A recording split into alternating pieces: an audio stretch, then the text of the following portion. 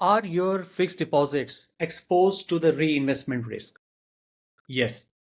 Why I am saying that over the past few years, investors have booked their investments into various fixed deposits, जो आपके banks में होंगे, NBFCs में होंगे या कॉर्पोरेट डिपॉजिट्स होंगे। रीइन्वेस्टमेंट रिस्क कहाँ आता है कि अगर आपके पास कोई डिपॉजिट्स सपोज 6% पे चल रहा है, जबकि अभी जो रेट ऑफ इंटरेस्ट है वो अभी 7% चल रहा है, बट आपका 6% पे ही चल रहा था क्योंकि वो पहले थी। अब आप सोच रहे हैं कि अभी तो चलो कंप्लीट होने दो, after my FD gets matured मैं फिर से उसको रिबुक करूंगी हायर रेट। अब इशू ये है कि री इन्वेस्टमेंट रिस्क यहां आता है। अगर आपकी एफडी ऑलरेडी 6% पे चल रही है और मार्केट में रेट सपोज 7% है या 6.5%, लेकिन आपकी एफडी मैच्योर होने से पहले the rate of interest falls because as we have seen 0.25% repo rate cut already RBI ने कर दिया।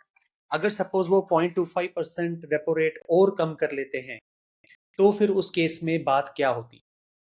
सो देयरफॉर पॉइंट ये आ जाता है कि जब आपकी एफडी मैच्योर होगी, मैच्योरिटी के बाद आपको लोअर रेट ऑफ इंटरेस्ट होगा। तो सपोज अगर आज 6.5 या 7% चल रही है, उस टाइम अगर 5% होगा तो आपकी एफडी तो भी 6% है, बट वो री इन्वेस्ट होगी आपकी 5%। हालांकि अभी आपके पास ऑप्शन है कि 6% की एफडी को मैं प्री मैच्योर विड्रॉ करके 6.5 या 7% पे जो चल रही है उसको मैं 5 साल के लिए invest. So that is the reason what we call as a reinvestment risk. अब why this is more important in the current scenario is because the rate of interest are falling. Equity markets अगले 6-8 महीने ज्यादा नहीं चलेगा, तो आप क्या करेंगे? आप ये कहेंगे कि भाई जो रिटर्न मेरे को हाथ में मिल रहा है और गारंटीड मिल रहा है ताकि मैं उसको तो सिक्योर करूं। when you look at those options तो आपके पास दो तीन alternatives हैं।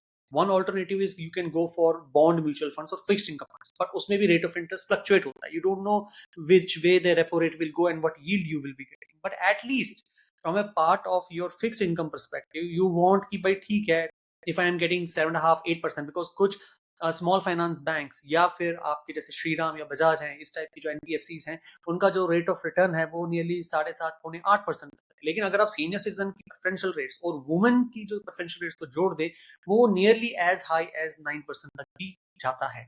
तो कहने की बात ये है कि ये वो टाइम है जहां आप अपना पैसा एफडीज में डाल सकते हैं। ये ऑब्वियसली गारंटीड भी होता है। ज्यादा से ज्यादा अगर आपको रिस्क और बचाना है, अगर आप एसएफबी स्मॉल फाइनेंस बैंक्स को अगर सिलेक्ट करते हैं तो आप 5 लाख की लिमिट रख सकते हैं पर बैंक। और कॉर्पोरेट डिपॉजिट्स में आपको थोड़े से ज्यादा रिटर्न मिलते हैं। Make sure you go for a triple A rated deposits. And more over even if अगर आपको अपना फंड फ्लो को स्प्रेड आउट करना है तो आप एफडी लैडरिंग कर सकते हैं। एफडी लैडरिंग मींस क्या होती है? जैसे लैडर होती है एक सीडी, उसी हिसाब से आप अपनी एफडी को 1 साल 2 साल 5 साल की ड्यूरेशन कर।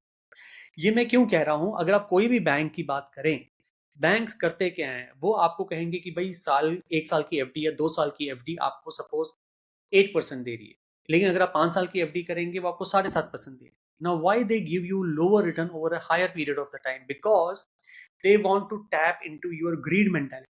वो ये चाहते हैं कि आप लालच में आए और आप शॉर्ट टर्म की एफडी करें, भले ही वो आपको चवन्नी एक्स्ट्रा देंगे ब्याज में। बट जब आप कंपाउंडिंग को कंसिडर करते हैं, when you consider compounding in the due process over a period of 4 to 5 years, you tend to gain more IRR because we are into a falling interest rate scenario। जब भी आपकी FD mature होगी वो lower rate of interest पे ही renew होगी। So therefore कहने की बात ये है कि ये वो टाइम है कि एफडीज को भी आपको इंटेलिजेंटली प्लान आउट करना चाहिए। Thank you so much. This is Rajat sign.